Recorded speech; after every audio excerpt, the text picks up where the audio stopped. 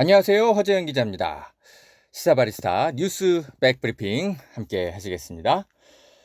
자, 제가 뉴스를 살펴볼 때 언론 보도도 보지만 요즘은 이제 페이스북도 많이 참조해요. 여기서 새로운 어떤 그 언론이 놓치고 있었던 어떤 그런 문제 제기들 간혹 발견되곤 하거든요. 예.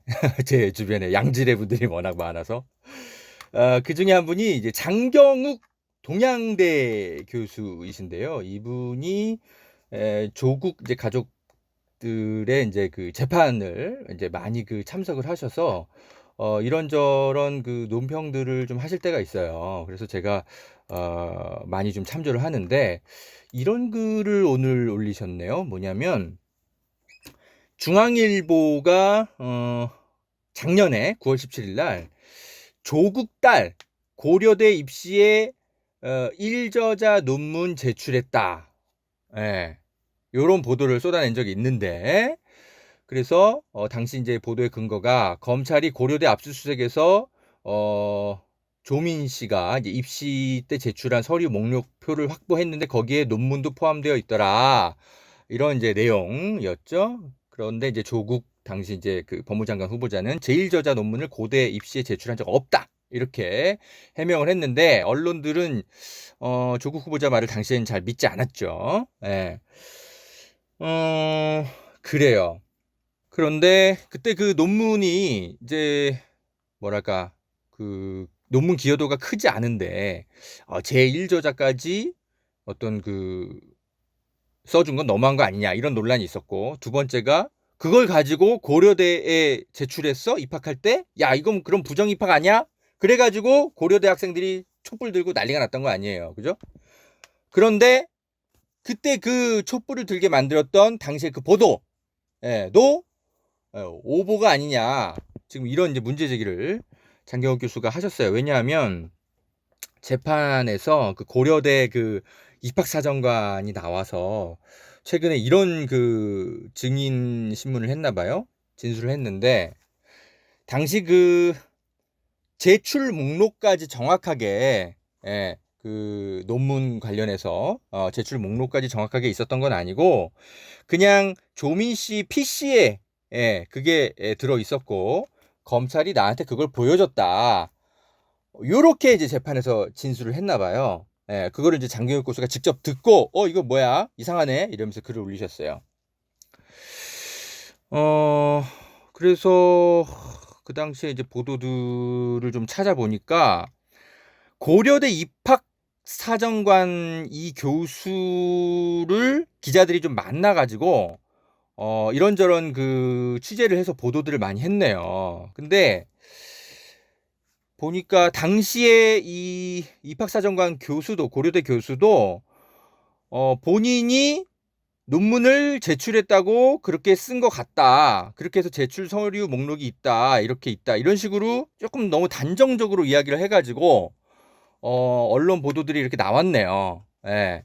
그런데 정작 이제 와서는 당시 그 고려대 이제 생명과학대 소속 교수인데 이분이 정작 재판정에 나와서는 어 목록까지 있었던 건 아니다. 제출 목록까지 있었던 건 아니다. 이런 식으로 약간 말을 좀 신중하게 바꾸네요. 그러면은 언론의 보도가 당시에 이거 다 부정확하게 되는 거죠. 그래서 모르겠어요. 이게 그 지금 저도 이 재판을 직접 본 게 아니기 때문에 아주경제 우리 김현태 기자, 김태형 기자한테 제가 전화해가지고 이거 빨리 좀 확인 좀 해서 기사 좀 써달라고 제가 직접 청탁을 했습니다.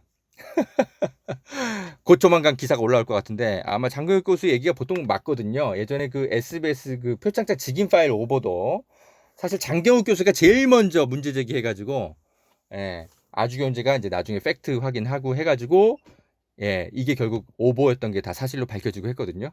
이 장경욱 교수가 굉장히 보는 눈이 날카롭습니다, 이분이. 그래서 이거 좀 하여튼 살펴봐야 될 것 같습니다. 조국 장관이 그죠? 천하의 거짓말쟁이처럼 몰아갔던 그 당시에 수많은 기사들 하나하나 다 오보로 밝혀지고 있어요.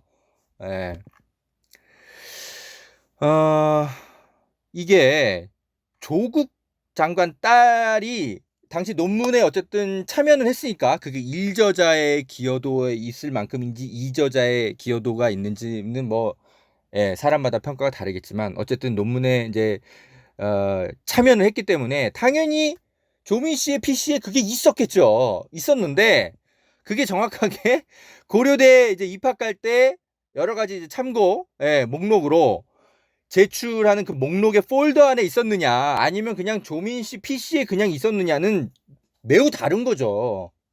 그런데 마치 고려대에 이제 제출 목록에 있었던 것처럼 그렇게 언론 보도들이 막 나왔단 말이죠.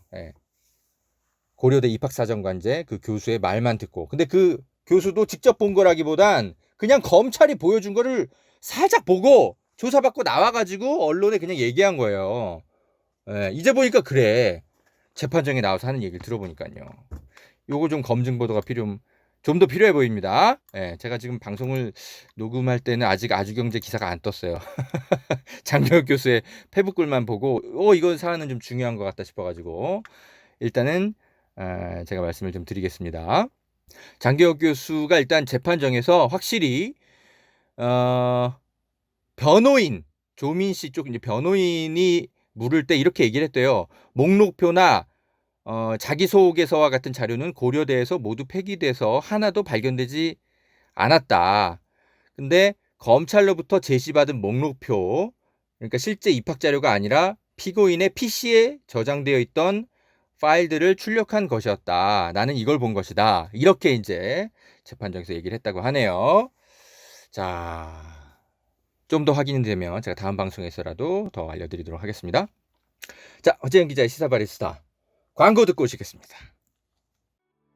안녕하세요. 허재영 기자입니다. 선대인경제연구소의 선대인 소장이 새 책 부의 재편을 냈습니다. 코로나19 이후 미래 예측을 어떻게 하느냐에 따라 투자법도 달라져야 할 텐데요.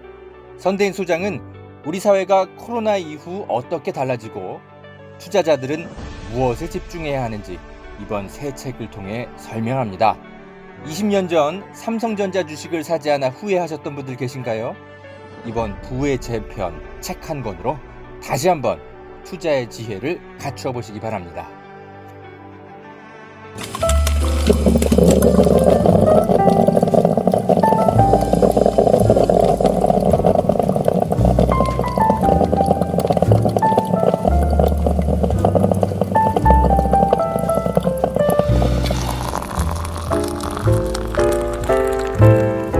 네, 허재영 기자입니다. 이번 한 주 여론조사 관련한 뉴스들이 이제 많이 좀 나왔는데 좀 크게 화제가 된 여론조사 두 개만 좀 말씀을 좀 드릴게요.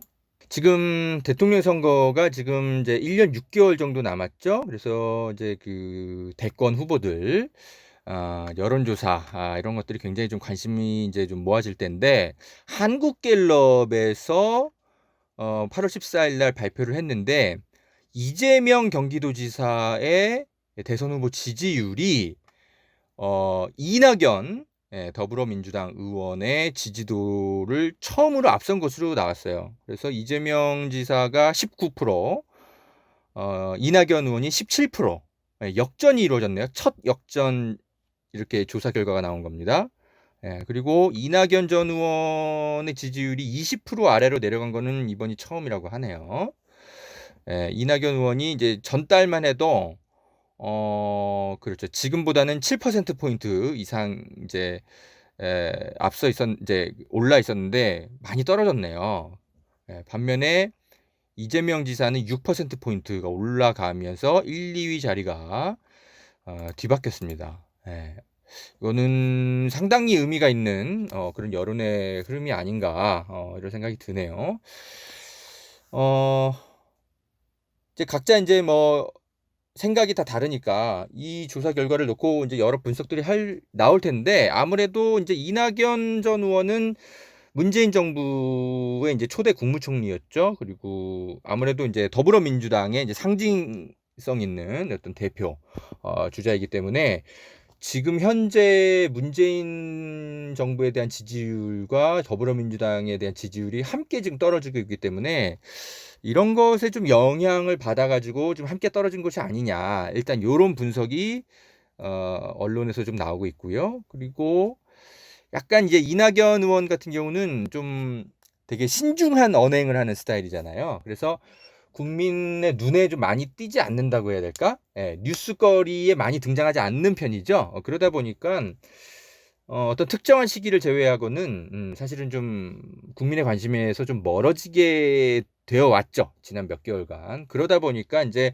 약간의 피로감, 뭐 뉴스 피로감이라고 해야 될까? 뭐 이런 것 때문에 이낙연 의원은 현재 조금 지지율이 그런 면 때문에 좀 떨어진 게 아니냐 이런 게 수 있고, 그리고 이재명 지사는 워낙 스타일이 약간 이제 SNS도 많이 하고, 그리고 어떤 행정을 펴는 데 있어서 좀 새로운 어떤 행정 이런 것들을 또 홍보하는 능력도 탁월해서 사이다 정치 뭐 이런 것들 때문에 여론의 어떤 관심을 계속 좀 받는 편이죠.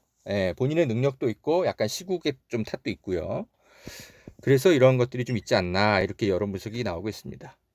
물론 이재명 경기도지사도 민주당 소속이죠. 민주당 소속인데 뭐랄까 그런 게 있죠. 약간은 뭐 민주당 내에서 계파가 뭐 이렇게 강력하게 형성되어 있어서 그런 계파 정치의 힘으로 민주당에서 힘을 키운 정치인 스타일은 아니죠.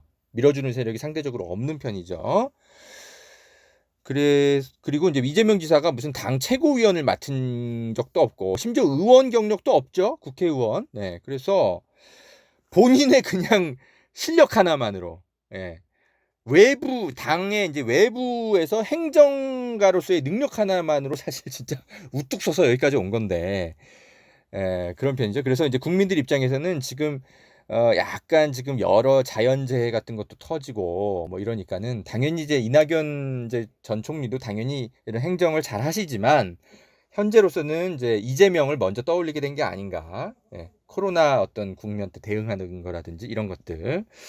그런 면에서는 이재명 지사에게 좀 상당히 좀 유리한 어떤 분위기가 최근 한 1, 2개월상 있었던 것 같아요.